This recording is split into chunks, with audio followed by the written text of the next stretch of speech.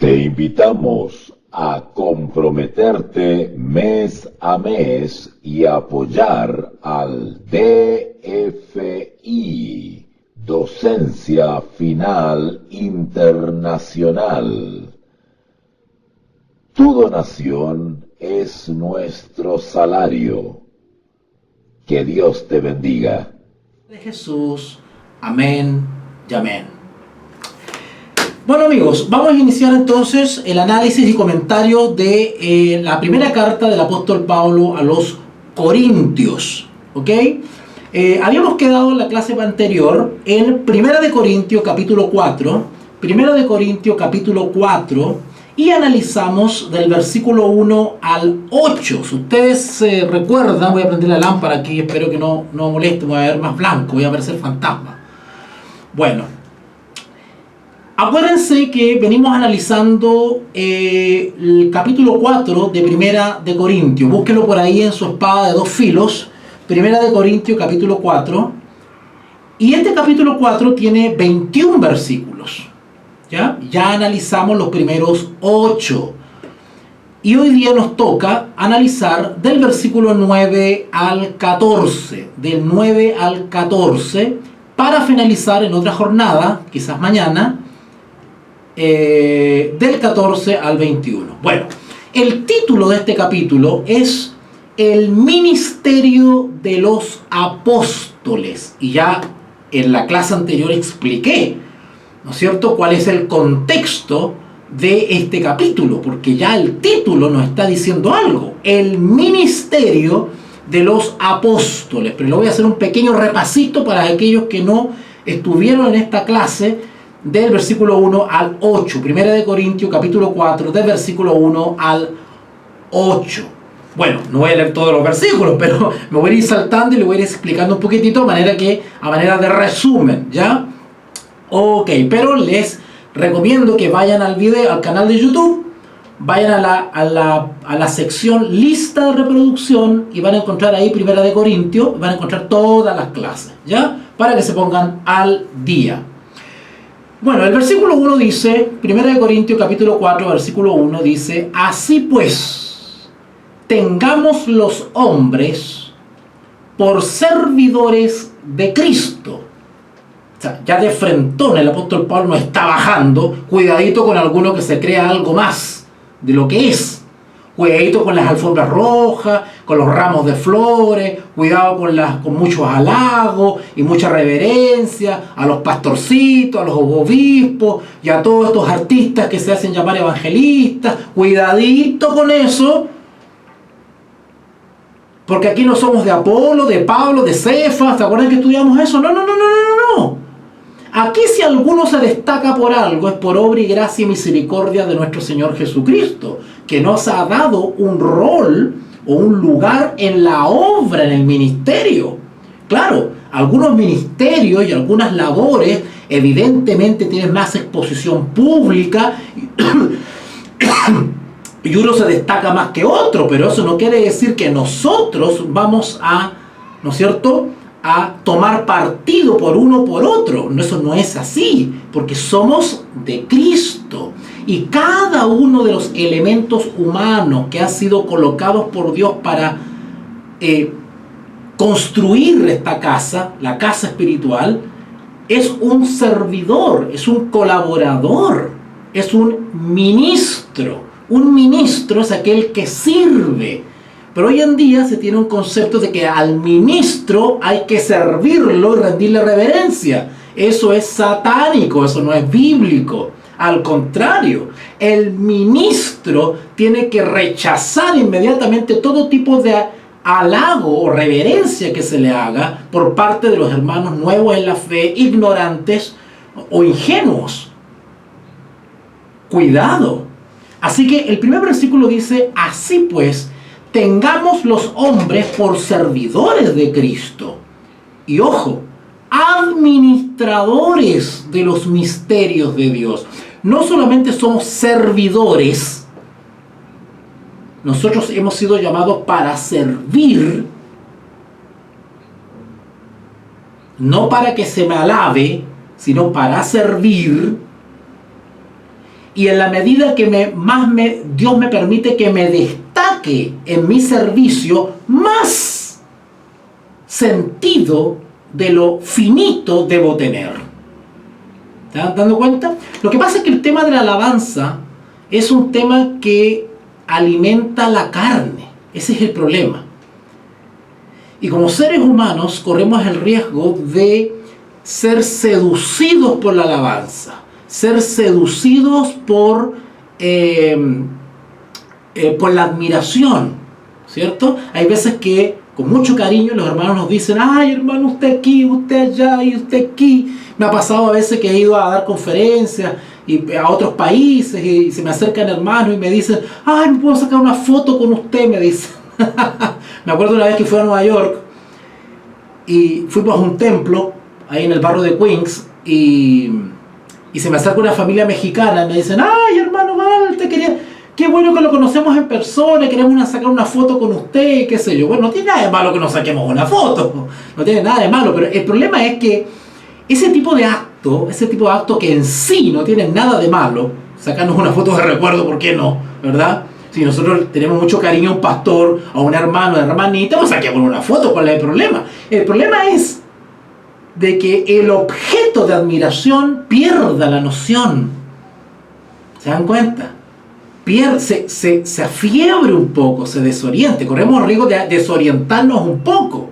Al ser el foco de la admiración o al convertirnos en referentes, en vez de usar esa admiración o esa consideración referencial para encauzarla a los principios bíblicos, al Evangelio, a la persona de Jesús, nos comenzamos a disfrutar esa alabanza.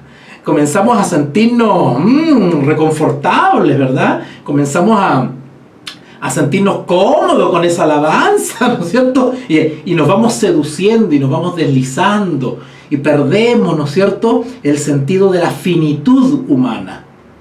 Cuidado, porque el enemigo de Dios así comenzó en los cielos su rebeldía. Comenzó a ser consciente de su hermosura. Y nosotros también somos hermosos en Cristo Jesús, porque Jesús nos hace hermosos.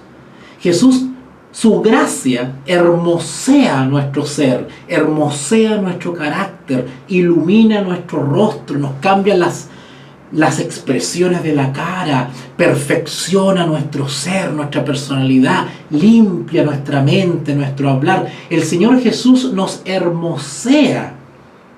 Y cuando comenzamos a ser conscientes de ese cambio, de esa transformación en Cristo, podemos desorientarnos y perder el rumbo, darnos cuenta que somos hermosos. Y eso fue lo que le pasó a Lucifer. Lucifer era consciente de las facultades que él tenía. Y comenzó a ambicionar y a querer escalar aún más, aún en la posición de Cristo. Cuidado. Ciñámonos a las palabras de Pablo en 1 Corintios 4:1. Así pues, tengamos los hombres por servidores de Cristo y administradores de los misterios. O sea, quien ha sido llamado a servir y ha sido constituido ministro, y yo ya aclaré eso de ministro, que es ser ministro, porque los hermanos creen que ser ministro solamente es ser pastor. Un ministro es un pastor, ¿no es cierto? Y eso no es así. Todo aquel que ha sido llamado a servir es un ministro. Ministro viene de servir. Un diácono ejerce un ministerio del diaconado. Un ministro, ministerio, de ahí viene. ¿Ok? Es un servidor o una servidora. ¿Ok? Es un ministro. Bueno, como servidores, como ministros, ¿cierto?, somos administradores, es decir, tenemos que saber distribuir, organizar los bienes, los talentos, las riquezas que Dios nos ha confiado. ¿Qué cosa Él nos ha confiado? Recuerden la parábola de los talentos, que había que administrarlos bien y hacerlos fructificar para que cuando venga el dueño de los talentos, el dueño de la riqueza, pues nos pida cuenta, ¿no es cierto? Bueno, ¿Qué cosa nos ha dado Dios para que nosotros administremos de manera correcta? No que nos hagamos los dueños de eso, porque no somos dueños de nada. De ahí el otro concepto de la mayordomía, que somos mayordomos de los bienes de Dios. Nada es nuestro, desde esta gorra, desde estos lentes, la vida, la salud, el lugar donde vivo, nada es nuestro. Todo es otorgado por misericordia del Señor. Y Él puede entregarlo por misericordia y quitarlo por misericordia. Por lo tanto, en esta vida nosotros estamos de paso. Y por lo tanto, todo lo que podamos obtener, tener, desde el punto de vista espiritual o material, no es nuestro, es por misericordia de Dios. Y se nos ha dado, por su misericordia, para administrarlo de la mejor manera. No de manera egoísta, sino al contrario, sirviendo a los demás. Y de ahí, bueno, deriva todo el tema de la mayordomía, los diezmos. El tema de los diezmos es un tema que Dios lo ha establecido para erradicarle el egoísmo del corazón.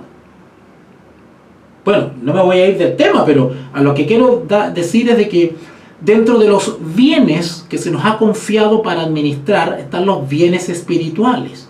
¿Cuál es ese bien? Los misterios de Dios, ahí dice, y administradores de los misterios. También estudiamos eso, que son los misterios de Dios. Bueno, los misterios de Dios, con esto ya voy terminando el resumen. Los misterios de Dios dicen relación con la palabra de la cruz, dicen relación con el plan de salvación, con el misterio de la piedad. ¿Se acuerdan que hemos estudiado eso sobre el misterio de la piedad? El misterio de la piedad simplemente es el contenido, la naturaleza, la sustancia del amor de Dios expresado en el plan de salvación. Eso tenemos que experimentarlo y vivirlo y entregarlo. Tenemos que saber por testimonio y por voz explicar y compartir ese misterio. Ahora, ¿por qué se le llama misterio al plan de salvación? Claro, porque ese misterio no ha sido plenamente revelado a los seres humanos, porque no tenemos las capacidades intelectuales, cognitivas, intelectivas, cerebrales para comprender el misterio de Dios. O sea, comprendemos el misterio de Dios hasta donde Dios quiere que comprendamos. Y hasta donde comprendemos tenemos que experimentarlo y compartirlo. Entonces, parte de ese misterio, que es el plan de salvación, el plan de redención, tenemos que compartirlo, administrarlo, por decirlo así. ¿Vale? Ok. Bueno, me imagino que los que me están escuchando saben qué es cuando yo me refiero al misterio de la piedad. ¿Qué es el misterio de la piedad? ¿Se acuerdan? ¿O no se acuerdan? Voy a tener que repasárselo, porque si se lo repaso no voy a terminar nunca no voy a avanzar nunca en el estudio. Bueno, vean las clases anteriores donde expliqué qué es el misterio de la piedad. Porque el apóstol Pablo acá en 1 Corintios 4:1 nos dice que somos administradores del misterio de Dios. Así que eso es muy delicado, ¿ya? Bueno, ustedes pueden seguir leyendo después de qué se trata. Ya estudiamos ya del versículo 1 al 8. Y ahora nos toca analizar del versículo 9 al 14. Así que vamos a comentar y analizar 1 Corintios capítulo 4, del versículo 9 al 14. Pongan mucha atención, por favor, porque yo estoy seguro que ustedes van a notar ciertas cosas que han leído siempre, pero quizás no le habían puesto atención. Y se los garantizo. ¿Por qué se los garantizo? Y lo digo con mucha modestia. Porque cada vez que doy un seminario bíblico, voy a algún lugar a dar una conferencia o a dar una charla sobre teología bíblica, me encuentro con personas que tienen 25, 30, 40 años en la iglesia y se me acercan y me dicen: ¡ay, hermano! No lo había visto desde ese punto de vista. Nunca me lo habían explicado así, me dicen. Se me ha acercado viejitos llorando. Eso es un testimonio hermoso que yo les podría contar.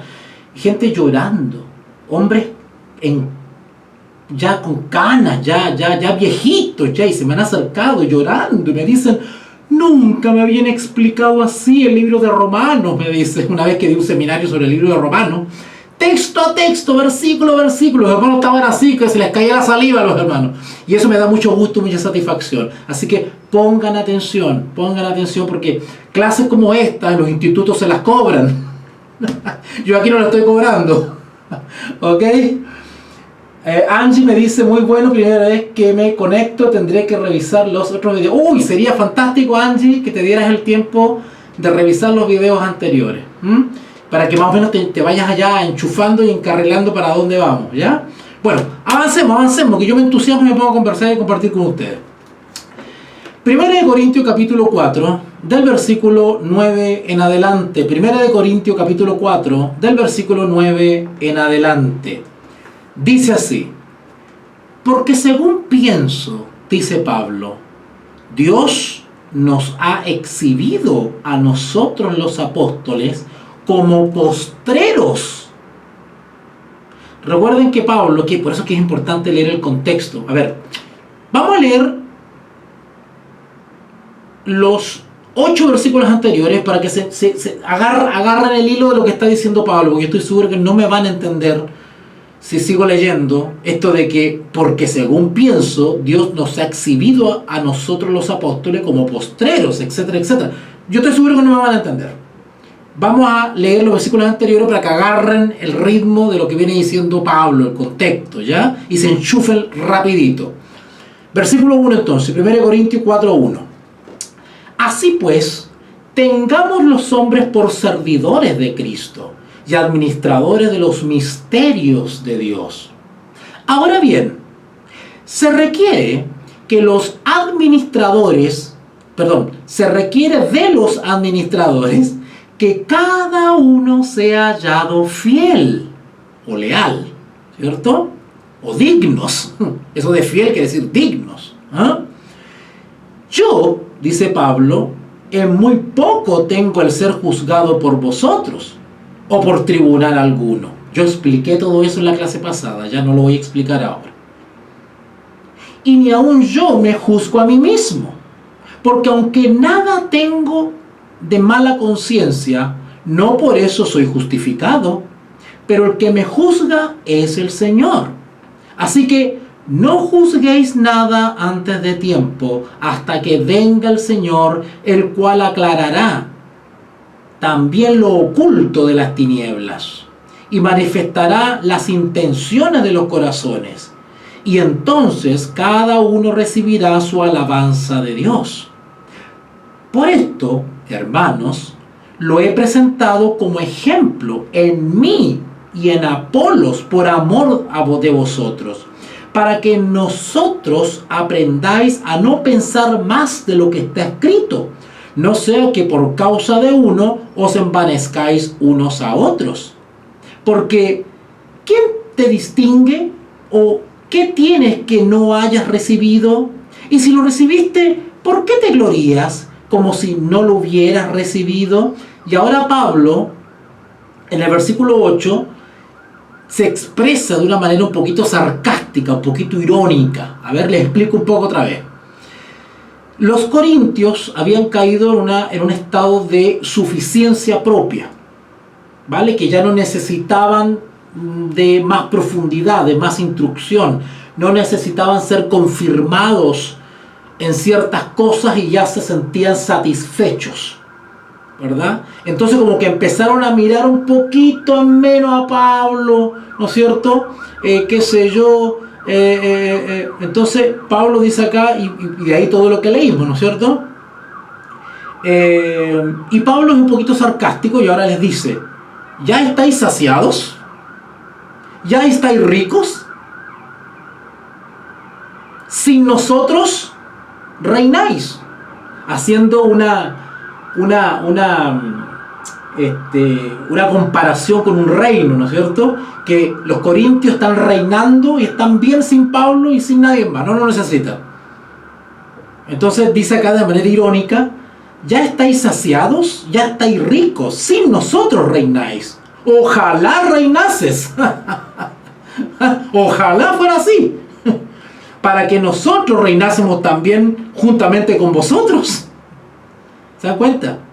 Pablo está apuntando a la autosuficiencia de los corintios, y justamente esa actitud los estaba haciendo caer en las cosas que empezaron a caer o estaban practicando y cayendo los corintios.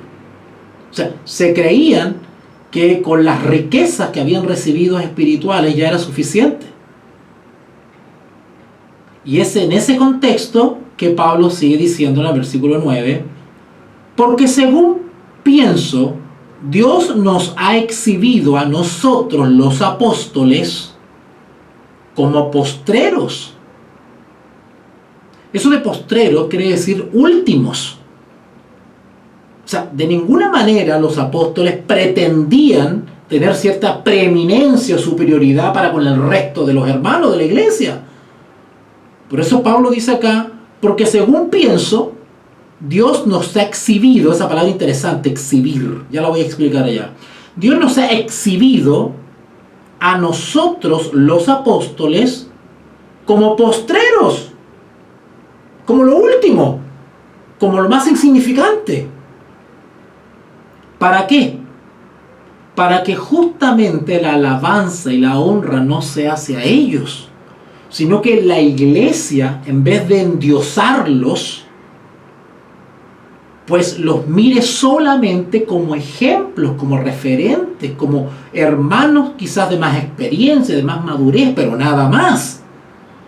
Porque el apóstol Pablo y los demás apóstoles tenían clara conciencia de que ellos cumplían la labor de servidores, de administradores, no de dueños ni señores de la iglesia. Así que con menor motivo, la iglesia de Corintio podía estarse fraccionando, identificándose con algunos de ellos. Yo soy de Santiago, yo soy de Cefa, yo soy de Apolo, yo soy de... ¿Quiénes somos nosotros? Dice Pablo. Somos servidores.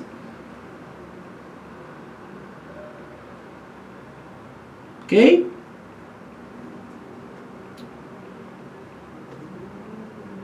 Versículo 9 entonces, 1 Corintios 4:9.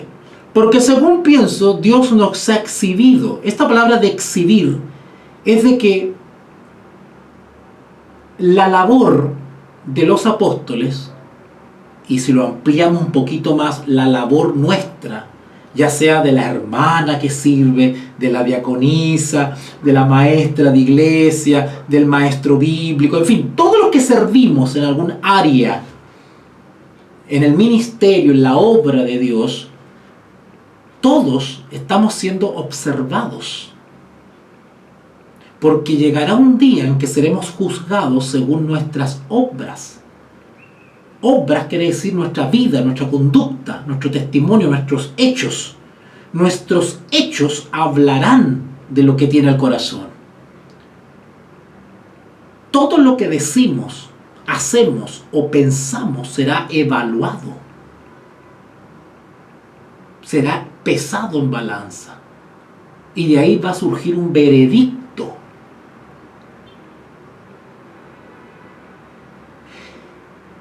Y lo que sucede en este planeta caído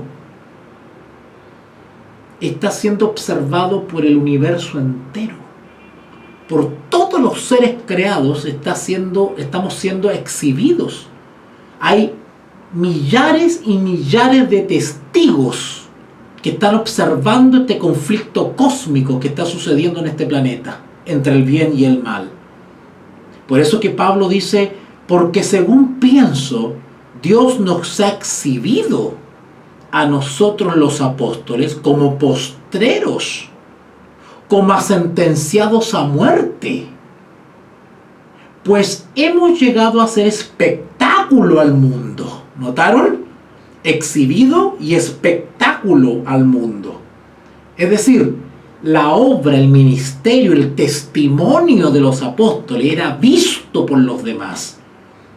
Y el éxito o el poder del trabajo misionero de los apóstoles se debía en gran manera a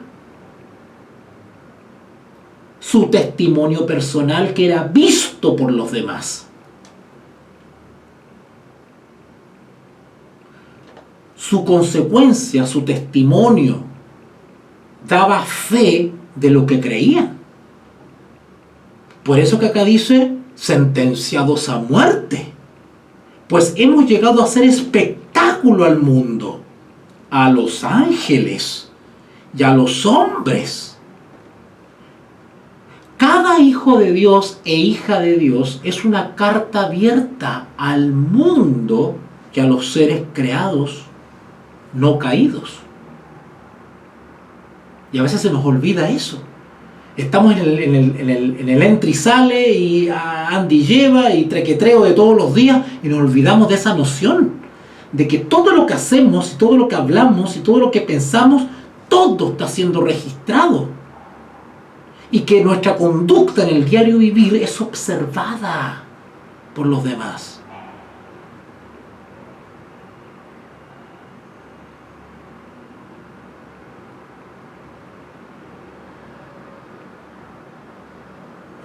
Versículo 10. Nosotros somos insensatos. Pablo no era insensato. Pero ¿por qué dice Pablo somos insensatos? Ya lo voy a explicar ya. El mundo consideraba necedad y locura la predicación del Evangelio. Y los creyentes y los apóstoles eran considerados necios, insensatos. Por eso que Pablo dice eso, desde el punto de vista del mundo, él es un insensato. Nosotros, dice el versículo 10, somos insensatos por amor de Cristo. Claro, insensatos según lo que el mundo dice. Mas vosotros prudentes en Cristo. O sea, los corintios se habían infatuado tanto, eran tan suficientes, ¿no es cierto?, que creían que no tenían necesidad de ser amonestados por Pablo, que ya estaban bien como estaban. Y por lo tanto asumían la actitud de que ellos ya eran prudentes. Y Pablo se rebaja humildemente y dice, bueno, nosotros somos insensatos por amor de Cristo, mas vosotros prudentes en Cristo. Nosotros débiles, Pablo otra vez, ¿no es cierto?, humildemente dice, débiles, mas vosotros fuertes. Vosotros honorables, mas nosotros despreciados. Pablo aquí está dando una lección de humildad a los corintios. Y luego el apóstol Pablo comienza a describir algo desgarrador, impresionante. Hasta ahora, hasta esta hora, dice Pablo, padecemos hambre, tenemos sed, estamos desnudos. No es que anduviesen desnudos, quiero aclarar eso. No es que andaban sin ropa, no. Es que andaban con harapos, andaban con lo justo, andaban con lo mismo. Estamos desnudos, somos abofeteados y no tenemos morada fija. Eso es impresionante, porque cuando ustedes estudian la vida o las circunstancias en las cuales desarrollaron su trabajo los apóstoles, son las circunstancias en las cuales van a vivir o se van a desarrollar los siervos de Dios durante el último Pentecostés global.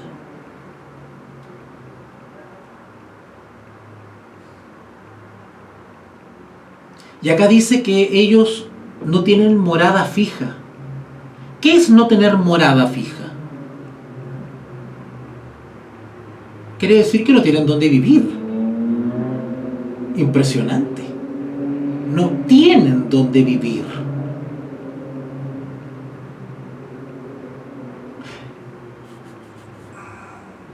¿Sabían ustedes que el Señor Jesús tampoco tenía morada fija?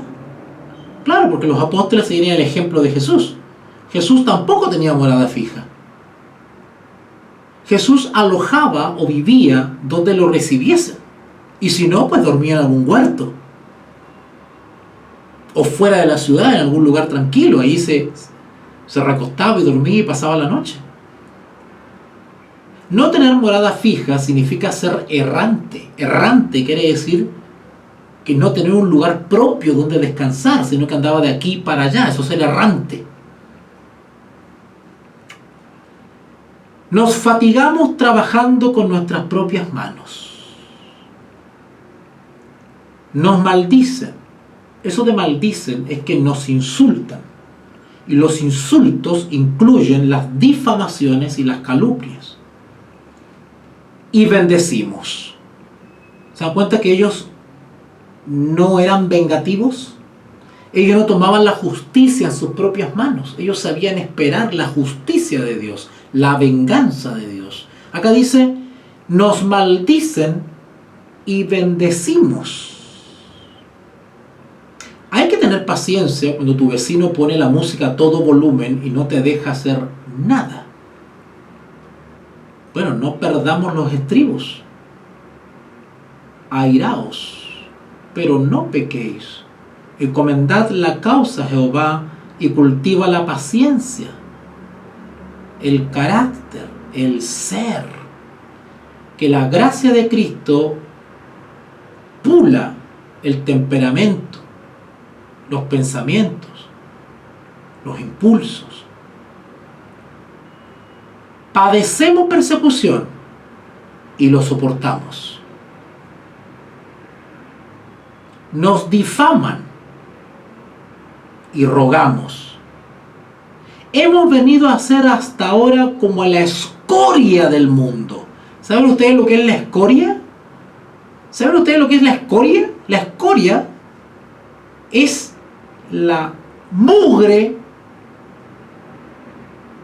que uno acumula cuando hace una limpieza, cuando uno barre, cuando uno le frota, ¿no es cierto?, algún mueble que tiene una mugre pegada, una mancha, ¿es cierto?, y ese polvo, el sarro, esa cosa que queda, el resto, todo ese resto es escoria. Escoria es algo que no vale nada. Nos difaman y rogamos. Hemos venido a ser hasta ahora como la escoria del mundo, el desecho de todos.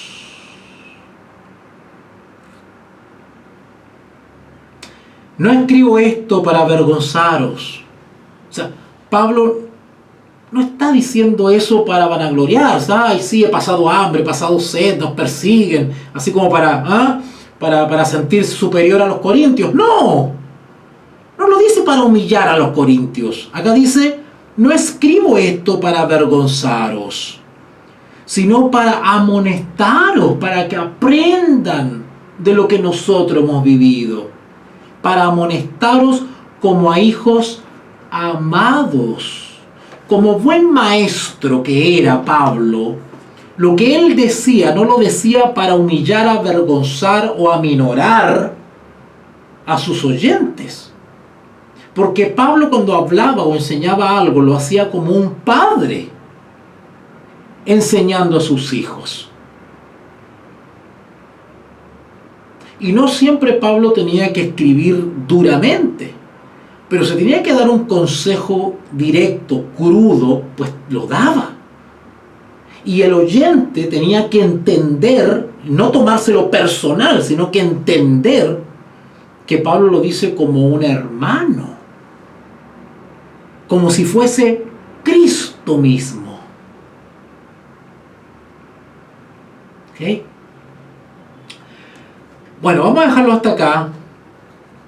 Dios mediante, no sé cuándo, pero vamos a retomar después los versículos que siguen, ¿vale? Para que terminemos este capítulo 4. Nos restaría estudiar del 15 al 21, ¿ya?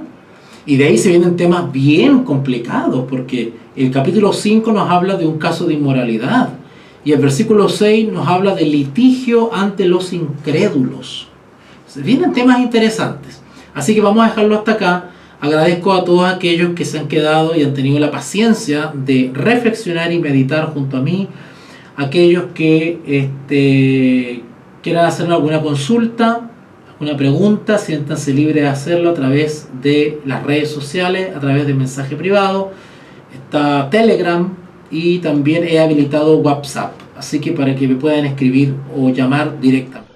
Te invitamos a comprometerte mes a mes y apoyar al DFI, Docencia Final Internacional.